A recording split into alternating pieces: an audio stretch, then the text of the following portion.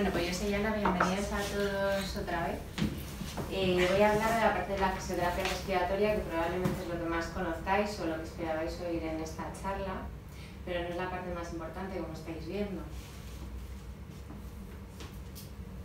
Vale, para empezar, para entender las técnicas de fisioterapia respiratoria, tenemos que hablar un poco de las diferencias anatómicas entre el adulto y el niño y comprender un poco por qué en el niño son tan difíciles de resolver y en el adulto un simple catarro pues, no se suele complicar tanto como en el niño. Mis compañeros han estado hablando de la vía aérea superior, que es esta parte de aquí, y cuando yo hable de vía aérea inferior me referiré a toda esta parte de aquí, de la faringe hacia abajo. No sé si sois sanitarios, si conocéis un poco la anatomía, fisiología. Os invito a que me vayáis parando si hay alguna palabra que digo que no conozcáis, ¿vale? En principio sí que lo voy a adaptar un poco a todos los lenguajes, pero si hablo de epiglot y no sabéis qué es y demás, me podéis ir parando, ¿vale? Entonces, las principales diferencias con respecto a la vía aérea superior es que la cavidad bucal es más pequeña, lógicamente, con respecto a la del adulto y por lo tanto la lengua ocupa más espacio. Esto genera que la lengua ya está ocupando parte de la faringe anterior. Y eso, ante una obstrucción, ante un mecanismo de moco, comprime esa zona. Por lo tanto, los bebés de 0 a 3 meses, a 6 meses, tienen un mecanismo fisiológico que es la respiración nasal. Ellos son capaces de comer y respirar a la vez. ¿Por qué? Porque la laringe está más craneal y la epiglotis tiene una forma diferente, tiene una forma cónica, que evita cualquier atragantamiento posible del bebé. En cuanto a la vía aérea inferior, la tráquea es mucho más anterior, es flexible, hay mayor cantidad de cartílago y los pulmones no se distienden todo lo que deberían o todo lo que lo hace el adulto. Con respecto a la caja torácica, que sí que distiende y es muy elástica. Otra de las principales diferencias es el perímetro, el diámetro traqueal. En niño, el músculo y las glándulas mucosas ocupan mayor parte de ese diámetro. Además, el diámetro, lógicamente, es más pequeño. Hay que tener en cuenta que el niño no es un adulto pequeño, sino que todos estos mecanismos anatómicos y fisiológicos tienen que ir en desarrollo hasta llegar a la madurez total que se adquiere con la adolescencia. A los 8 años, normalmente el niño ya tiene un completo desarrollo alveolar, pero tiene que llegar a los 8 años para tener ese completo desarrollo alveolar. Ahora os hablo un poco de ello. Esto es más la estructura de los bronquios, lo que os acabo de decir. Hay un epitelio, hay una glándula mucosa, hay más glándulas mucíparas, por lo tanto se produce mayor cantidad de moco y la musculatura lisa es la que envuelve toda esta estructura y por lo tanto es la que va a estar presente cuando hay un episodio de broncoespasmo, que esto significa que la vía aérea se hace más estrecha ante una dificultad respiratoria o ante una patología respiratoria. Por eso ahora es posible que hayáis oído que hay algunos pediatras o en algunas urgencias ya no están dando broncodilatadores porque lo que hacen es relajar esta musculatura bronquial, que es músculo liso, que no funciona como el músculo esquelético, y lo que hace es evitar la acción de ese músculo, que lo que va a hacer es tratar de ampliar ese diámetro y evitar precisamente ese broncoespasmo, ese estrechamiento producido por el moco. Esto es lo que ya he dicho anteriormente, hay mucha más cantidad de cartílago, el diámetro de las vías aéreas, esto es la tráquea, se divide en bronquios principales, los bronquios principales se van ramificando y van a los distintos lóbulos pulmonares. Estas ramificaciones, como veis, se van produciendo a medida que se va llegando a las zonas más periféricas del pulmón y en esas zonas periféricas ya no hay tanto cartílago, por lo tanto hay mucha más facilidad de que se produzca un colapso alveolar, un déficit de aire a nivel distal, que ahora os explico. Esto Esto es un ejemplo bastante esquemático de cómo se ramifica el árbol bronquial, para que os hagáis una idea. Estos son los bronquios, bronquiolos, y esto final de aquí son los alveolos, que habréis oído hablar de ellos. Son los pequeños saquitos de aire que están en contacto directo con el capilar, y justo en esa membrana alveolo-capilar es donde se produce el intercambio de gases. Cuando tomamos la saturación de oxígeno a los pacientes o a cualquier persona en general, estamos midiendo precisamente eso. Cuánta cantidad de oxígeno está transportando la sangre, que ya sabéis que para que sea normal debería estar por encima del 95%. El alveolo, esto es una imagen ampliada del alveolo, de varios alveolos. Esto sería un acino y como podéis ver en rojo, esto es el capilar, ¿vale? Aquí se produce la difusión, el intercambio de gases. Esto también está provisto de macrófagos, del sistema inmunitario, que es un poco lo que ha estado hablando Zaira, ¿vale? Como los bebés, por pequeños que sean y por pocos alveolos que tengan, porque el bebé al nacimiento tiene un 20-30% de alveolos solamente. Conforme va pasando el tiempo, el sistema respiratorio va madurando y va habiendo cada vez más, hasta que llega al 80%, 100% a los 8 años de edad. Entonces, esto unido, la poca cantidad de alveolos que hay en el niño de 0 a 2 años, unido a que no presentan hasta esos 2 años la ventilación colateral, hace que ante cualquier mecanismo o cualquier patología que curse con hipersecreción, no van a tener esa vía de escape para poder ventilarse. La ventilación colateral son estos canales, hay 3 tipos de canales, que lo que hacen es asegurar la ventilación cuando uno de los alveolos no puede hacer el intercambio de gases con el capilar, y por lo tanto el alveolo contiguo asegura esa ventilación. Pero, insisto, esto surge, está desarrollado y se empieza a desarrollar a partir de los 2 años. Cuando el bebé nace tampoco tiene un control, o sea, el control neurológico de la respiración está inmaduro. La telectasia pulmonar, que no sé si habéis oído hablar de ella, es un fenómeno bastante infrecuente, pero puede pasar. Si a un niño le pasa esto, lógicamente estará en una UBI pediátrica. Pero hemos puesto la imagen para que os deis cuenta que cuando hay un fallo respiratorio, cuando el aire no llega a esos espacios, a esos sacos de aire distales, se produce precisamente un colapso pulmonar en alguna zona del pulmón. Si ese colapso se traslada a otras zonas del pulmón, podemos tener lo que se llama telectasia pulmonar, que ya os digo que es bastante infrecuente porque este niño necesitaría una intubación y necesitaría mecanismos de soporte ventilatorio. La musculatura respiratoria, de la que han hablado mis compañeras, debemos trabajarlo desde el primer momento. Por eso ellas os han hablado del desarrollo psicomotor y de todo el mecanismo neuroevolutivo. Aquí tenemos, y como veis, los músculos, tanto inspiratorios como expiratorios. Los inspiratorios, para que os hagáis una idea, el principal inspiratorio es el diafragma, que habréis oído hablar de él. Los principales expiratorios, entre ellos, son el recto anterior del abdomen y los oblicuos, que son los abdominales en conjunto. Entonces, durante un proceso respiratorio normal, la fase inspiratoria es activa, la expiratoria es pasiva.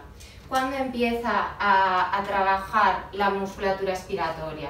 Pues ante un mecanismo de insuficiencia respiratoria o ante el llanto, ante cualquier situación en la que pongamos al niño en juego y aumentar la frecuencia respiratoria.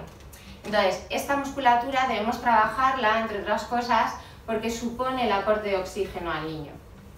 Por eso Marisa os ha estado hablando de los niños hipotónicos y la importancia que tiene trabajar esta musculatura, porque el diafragma es el inspiratorio, el que va a hacer que se produzca esa entrada de aire que llegue a los alveolos.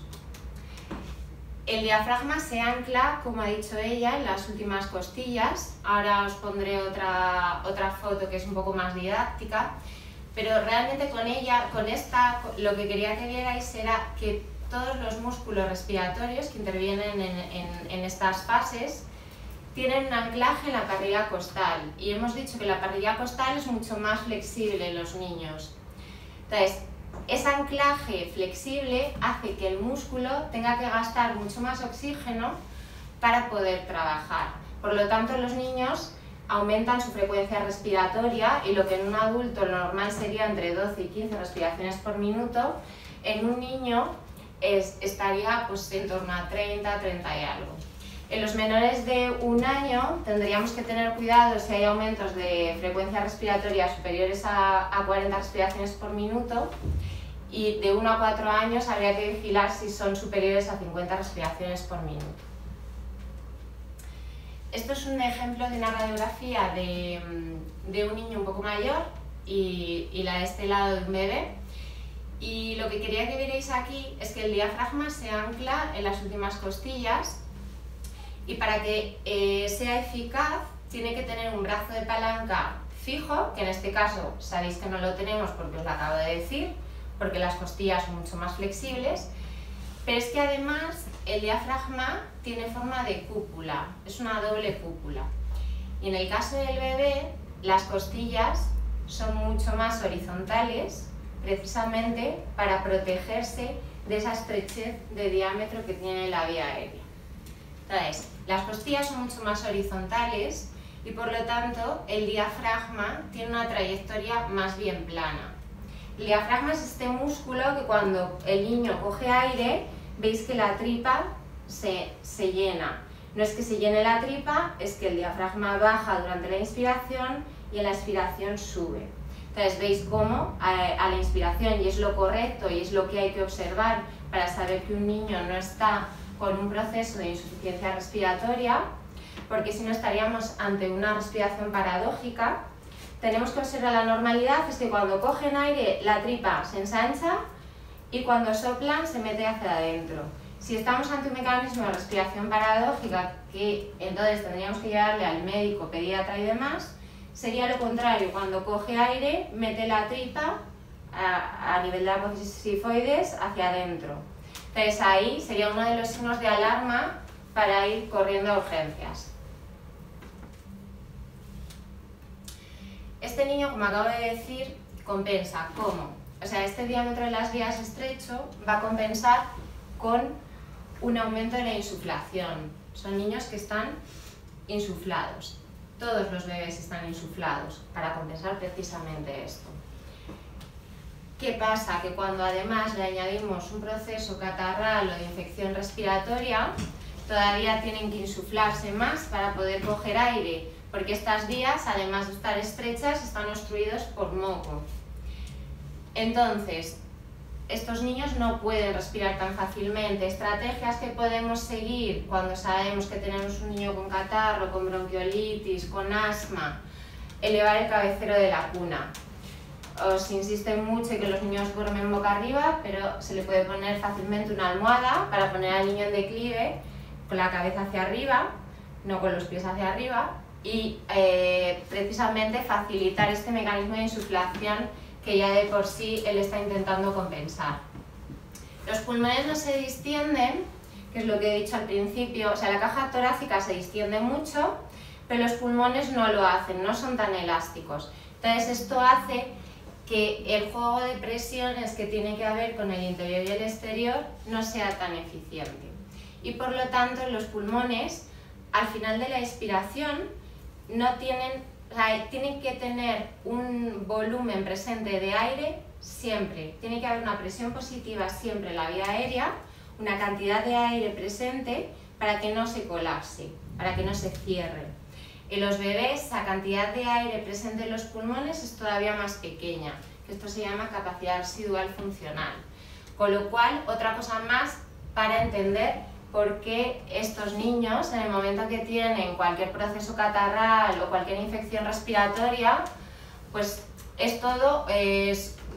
realizan mecanismos, o sea, llevan a cabo mecanismos compensatorios para poder salvar o preservar esa ventilación tan dificultosa para ellos. Esto era un vídeo precisamente de la respiración diafragmática, si quieres dale, sí, pero es lo que acabo de explicar. O sea, cuando cogen aire, notáis cómo la tripita sobresale.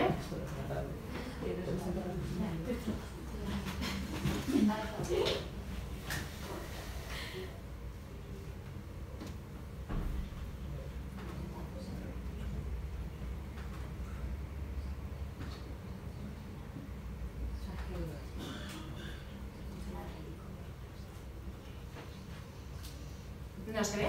Bueno, es igual, más o menos lo he explicado yo. Con esto, lo único que quiero que tengáis en cuenta es que hay muchas diferencias anatómicas entre el niño y el adulto, que los mecanismos de control neurológico todavía están en vías de desarrollo, que os quedéis con que la vía aérea, que el niño no es un adulto en pequeño, que la vía respiratoria de por sí es más estrecha y que además se estrecharía más, o sea, ante cualquier obstáculo como puede ser el moco, y por lo tanto habría un problema de entrada del aire para que llegara a los alveolos, y para que el sistema respiratorio funcione necesitamos de esos músculos que tienen que ser eficientes y por lo tanto hay que trabajarlos. Entonces, aunque nuestro niño tenga problemas catarrales a nivel respiratorio y nuestro objetivo sea drenar secreciones, eliminar secreciones y todos los padres estén concienciados y siempre estén pensando en hacer lavados nasales, también tenéis que estimular mucho a los niños, precisamente porque los músculos respiratorios son la bomba para prevenir precisamente este fallo respiratorio. Entonces, importante también que os quedéis con elevar el cabecero de la cuna si en algún momento tienen algún proceso catarral, ¿vale? Luego, nosotros siempre ante una actuación de fisioterapia respiratoria auscultamos al niño. Es importante que en el momento que le llevéis al pediatra hayáis liberado la vía aérea superior con lavados nasales que previamente algún profesional os habrá enseñado. ¿Por qué? Porque si mi vía aérea nasal superior está llena de moco, cuando yo ausculto al niño, sobre todo a nivel superior de lóbulos superiores, voy a oír el ruido probablemente generado por la vía aérea superior, porque la caja torácica es una caja de transmisión sonora. O sea, todo ruido presente se va a transmitir. Entonces puede darnos una idea de lo que no es, ¿vale? Luego, en cuanto a los signos de alarma, ya he hablado de alguno de ellos. La cianosis, la coloración azulada, es verdad que es un signo de alarma que muchos padres tienen presente y lógicamente en cuanto ven esto llevan a los niños a urgencias. Pero igual no son tan conscientes del quejido respiratorio, que son signos de insuficiencia respiratoria, que es el hundimiento de estos espacios supraclaviculares e infraclaviculares, o bien el hundimiento a nivel de los intercostales, los agujeritos estos que veis aquí, no mucho, pero algo se ve. Entonces hay que estar muy pendientes precisamente de esos aumentos de frecuencia respiratoria, de esa coloración, de esos signos de quejido, de insuficiencia respiratoria, de las retracciones, de ese tiraje intercostal que al final es lo mismo, son hundimientos, quedaros con hundimientos, no vamos a meternos en palabras técnicas. El aleteo nasal, que es el movimiento de las narinas para compensar esa obstrucción, porque pensad que entre las diferencias que había entre el niño y el adulto, la fosa nasal del niño es mucho más pequeña. Entonces, ante cualquier obstrucción va a generar muchísima más resistencia a la entrada del aire. Y tenéis que tener presente también que de 0 a 3 meses a 6 meses la respiración del niño es vía nasal porque son capaces de respirar y alimentarse a la vez.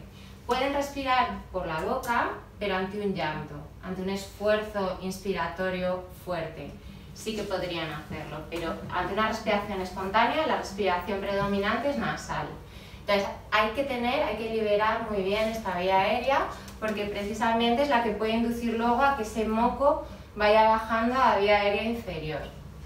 El estridor es un ruido respiratorio ante cualquier ruido que vosotros, además esto es muy obvio, o sea, se nota mucho con la respiración del niño, ese burbujeo, o sea, esto es fácil de ver. Las sibilancias son los pitos, igual que en el adulto, habéis visto si habéis tenido contacto probablemente con algún adulto asmático, que habéis oído alguna vez o os han dicho, pues es que parece que tengo pitos, que son los pitidos estos que nosotros llamamos sibilancias. Eso significa que hay un estrechamiento de la vía, generada precisamente, pues probablemente por un broncoespasmo, porque esa vía estrecha está todavía más estrecha por un mecanismo de compensación. La taquipnea precisamente es lo que ya os he estado diciendo, ese aumento de frecuencia respiratoria y la tos. Es verdad que ahora están emitiendo varios comunicados porque las urgencias están saturadas y dicen a los padres que por favor que no acudirán a las urgencias con pocas décimas de fiebre o simplemente con tos, con síntomas aislados, que no acudáis a las urgencias. Realmente tienen razón, ¿eh? O sea, tendríais que acudir si se juntan varios síntomas de insuficiencia respiratoria, como por ejemplo los que os estaba hablando, ante una cianosis, pues una coloración azulada pues es una señal de alerta, o ante un hundimiento, pues sí, ya sabéis que ahí está pasando algo un poco raro, pero no si notáis al niño con moco o con alguna tos, porque normalmente suele ser un catarro común, resfriado común, que de 3 a 5 días se pasa y que normalmente el tratamiento, no sé si los que tenéis niños ya lo habéis pasado, es hidratación y paracetamol. ¿Vale? Vale, en cuanto a la patología respiratoria, tampoco me quiero meter en explicar muy bien qué es cada una de las enfermedades que hemos puesto aquí, pero sí que quiero que os quedéis con un esquema. Por un lado están las patologías que producen obstrucción, que hay un moco ahí presente en la vía aérea y que no dejan que entre el aire, y luego están las patologías que producen ocupación de espacio. Por ejemplo, en el alveolo que teníamos anteriormente se nos llena de líquido. Este alveolo de aquí, esto es obstrucción, aquí hay moco, pues la ocupación sería líquido en esta zona, ¿vale? Que esto ocurre en el caso de las neumonías, que son infecciones respiratorias, ¿vale? Las obstrucciones, un ejemplo, las bronquiolitis, que todos conocemos. Las bronquiolitis se ocasionan en niños menores de 2 años, suelen empezar con un catarro común que pasan 5 días y que el niño no lo supera, sigue con mucho moco. ¿Qué nos puede hacer pensar que tiene una bronquiolitis? Cualquier signo de quejido de los que he indicado anteriormente y la pérdida de apetito o la falta de sueño. Sobre todo la pérdida de apetito, porque tienen tanto moco en la vía aérea que no tienen ningún apetito, lógicamente. No. Vale, pues en cuanto al asma, el asma paso un poquito por encima para que os quede una idea. ¿Qué nos puede? Porque esto lo tiene que diagnosticar un médico, un facultativo. Lo único, estamos hablando un poco del abordaje una vez hecho el diagnóstico, ¿vale? Esta patología cursa con tos, disnea y broncoespasmo. La disnea es esa falta de aire, ¿vale? Pues en los niños podríamos ver que ante cualquier esfuerzo los padres ven que se cansa mucho. Broncoespasmo. ¿Cómo podemos saber que tiene broncoespasmo a la hora de acudir al médico por una posible patología respiratoria? Por esos pitos de los que os he hablado, las sibilancias, que nosotros las conocemos y las manejamos cuando es en vía aérea inferior, porque si están en vía aérea inferior vosotros no los vais a escuchar. Cuando vosotros lo escucháis porque están en vía aérea superior y no es tan importante porque esta zona de aquí es más fácilmente ventilable. Entonces, por eso la importancia de llevar a un especialista o llevar a un fisioterapeuta para que ausculte y sepa si hay sibilancias. Si vais al fisioterapeuta, ausculta y hay sibilancias en cualquiera de las gases pulmonares, directamente os va a enviar a urgencias. ¿Por qué? Porque puede haber un episodio infeccioso. Y a la hora de hacer la fisioterapia respiratoria, tendríamos que poner primero una inhalación, una hidratación en la vía aérea, liberar vía aérea, trabajar para hacer remontar el moco hasta vía aérea superior, pero lo más importante, dar luego el antibiótico, siempre después de la fisioterapia respiratoria. Pero claro, tiene que haber ese antibiótico, lo que no podemos es que un niño con infección respiratoria le estemos removiendo las flemas para arriba y para abajo y que se vaya moviendo la infección por todo el aparato respiratorio. En cuanto a la bronquiolitis, ya os digo que es lo más conocido, habéis oído hablar de ella, es posible que hayáis tenido algún niño con ello, es posible que igual hayáis venido a la charla incentivados por esta patología, porque ahora mismo es el boom. Es el boom, entre otras cosas, por uno de los factores más importantes de predisposición, como ha dicho Zaira, la contaminación, porque realmente no vamos a la sierra ni vamos al campo. Entonces, ¿por qué ahora hay tantas bronquiolitis si los niños son iguales que hace 20 años? Precisamente por eso, porque hay muchos más factores que predisponen a estas enfermedades respiratorias. Entonces, esta enfermedad, proceso, está ocasionado por un virus respiratorio sincitial, por eso es tan contagioso, por eso los niños en las guarderías se lo contagian de unos a otros. Importante en esta patología, ¿qué sería lo ideal? Después de pasar este proceso, estar 3-4 semanas sin llevarles a la guardería para darle tiempo al sistema inmunitario a regenerarse un poco, porque si no, a las 2 semanas vuelven otra vez. Se dice que no se cogen 2 bronquiolitis, sino que las recurrentes son bronquitis. Bueno, depende del autor. Entonces, esta patología cursa con edema. O sea, si hay un edema en la mucosa de la vía aérea, todavía más estrechamiento.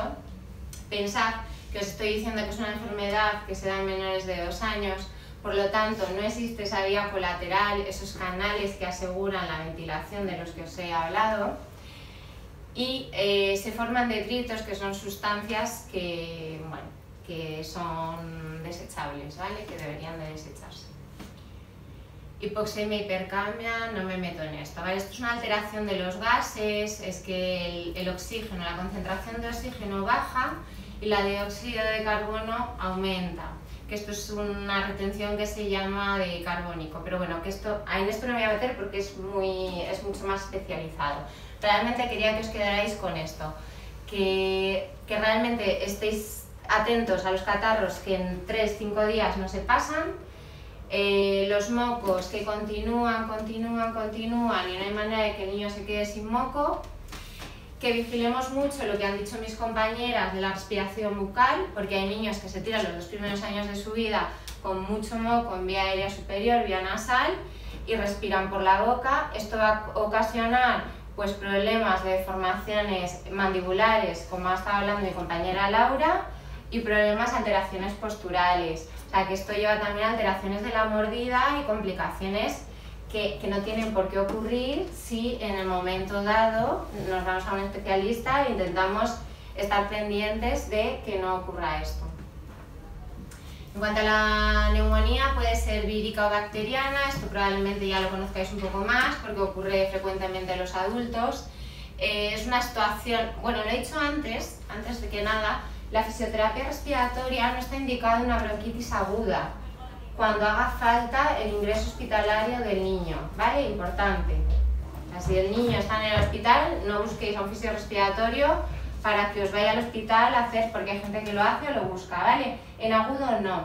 Cuando ya pasa el periodo agudo, remite la infección y los síntomas de insuficiencia respiratoria, pensad que no se puede hacer ninguna técnica a un niño que tenga una insuficiencia respiratoria que necesite de un mecanismo externo de ventilación para asegurar ese intercambio de gases.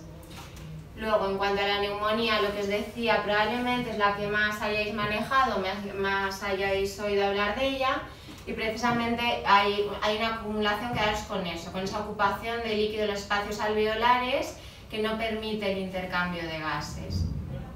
También cursa con mucha hipersecreción bronquial. Las neumonías es una pena, pero muchos niños con bronquiolitis terminan con neumonías en los hospitales.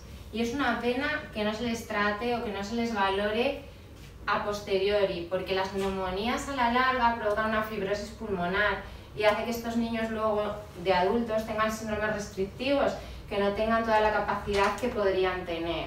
Entonces, mucha vigilancia ante cualquier proceso.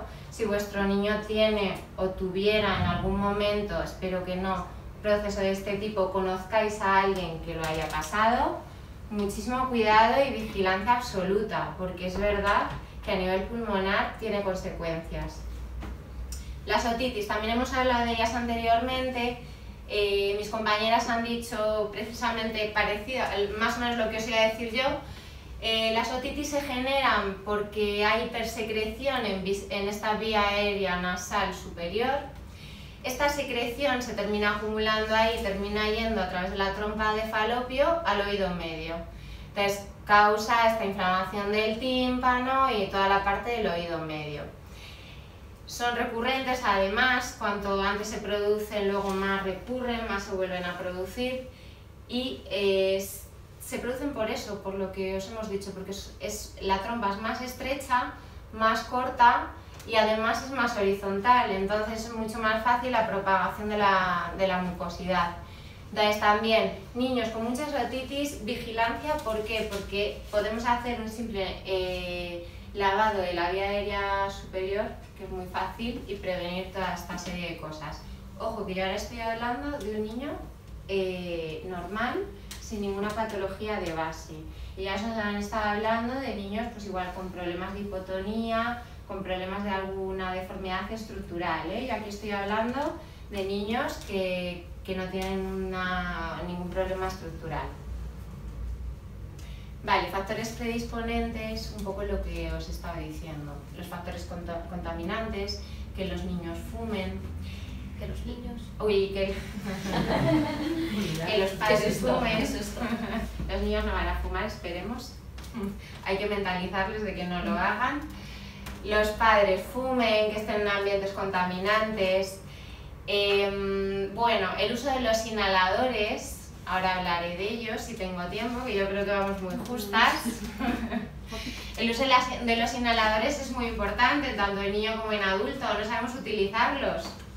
¿Vale? No esperamos el tiempo que hace falta para que ese gas penetre los pulmones y haga el efecto que tiene que hacer. La lactancia materna también evita de complicaciones respiratorias. Y bueno, antecedentes familiares respiratorios también son predisponentes. Hay veces que la genética manda y no se puede hacer otra cosa.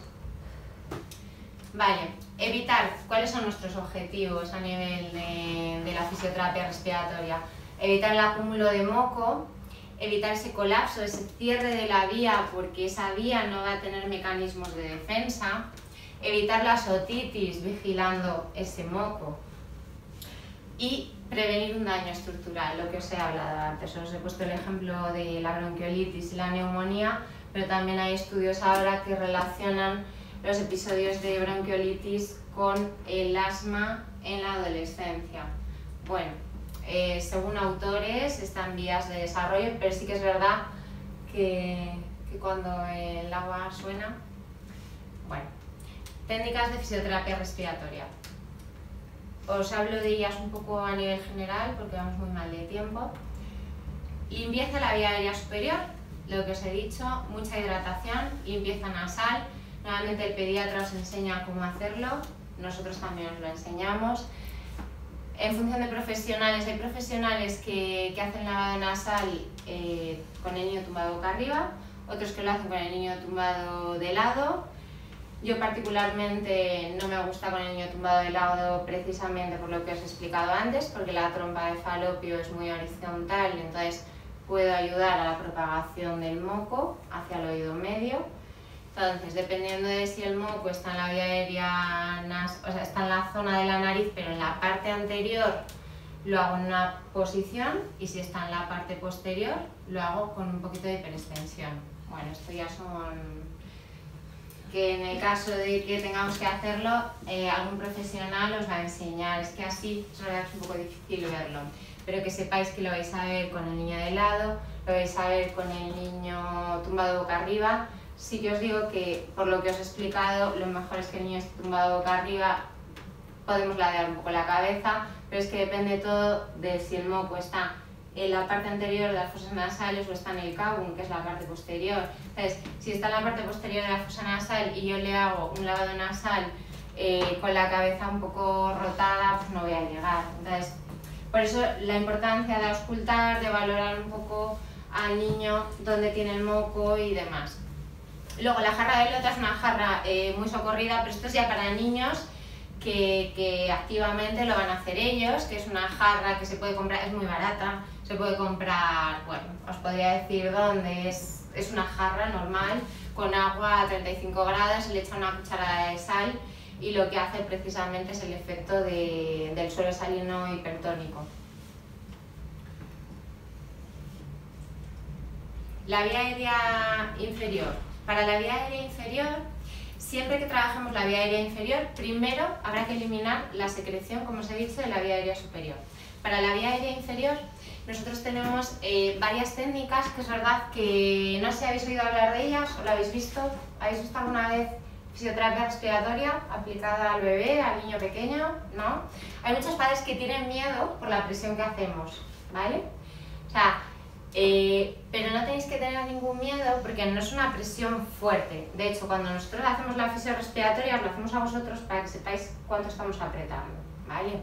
Y luego además, el niño suele llorar, pero es que es bueno para nosotros porque si el niño llora, va a hacer una aspiración, entonces me va a mover mucho más el moco y aparte va a tirar de toda esa musculatura respiratoria que estamos diciendo que es importante que trabaje, ¿vale? Es verdad que los padres igual pues están en una situación un poco conflictiva porque están viendo que su niño está llorando, pero que tampoco vamos ahí, o sea, que se hace poco a poco, se hacen varias maniobras, se para, se vuelve a hacer, o sea, no tenéis que tener ningún miedo con respecto a eso, pero sí que es verdad que muchos padres demandan y preguntan un poco por eso, que eso de las presiones que les asusta un poco.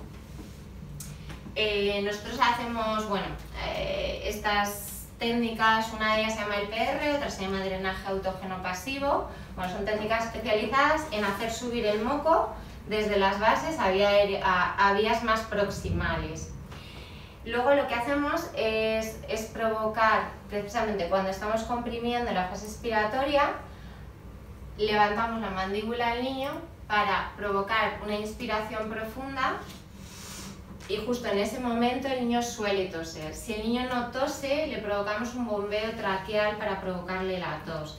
La tráquea, como he dicho anteriormente, es muy flexible, está muy anterior y con un poquito que la toquemos aquí, incluso si vosotros os tocáis un poco por encima del esternón, pues simplemente llevarla lateralmente ya como que te dan ganas de toser sin hacer ninguna presión fuerte.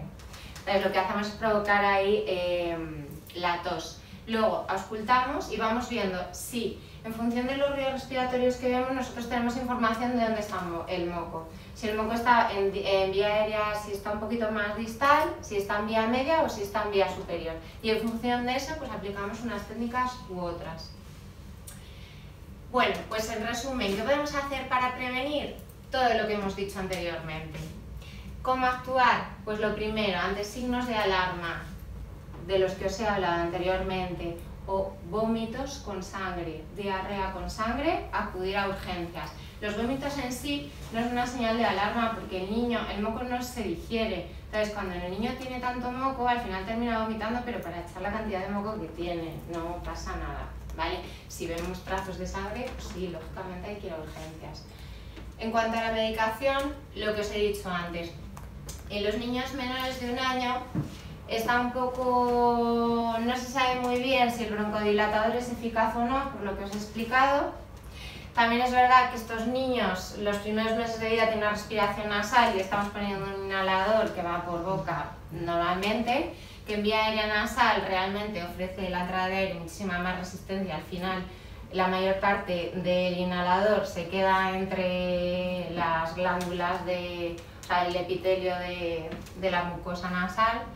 Pero bueno, entre unas cosas y otras, lo primero, porque os he dicho que el broncodilatador lo que va a hacer es frenar esa acción del músculo de poder abrir la vía aérea, que es la defensa, y entre otras porque los inhaladores normalmente son vía bucal y el niño no está respirando precisamente por la boca.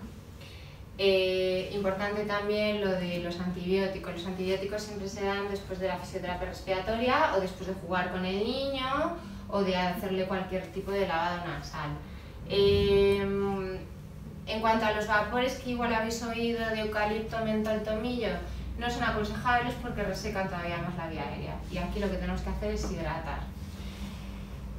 ¿En qué consiste el tratamiento que podemos esperar de él? El tratamiento consiste precisamente en esto, es un tratamiento manual, no es invasivo.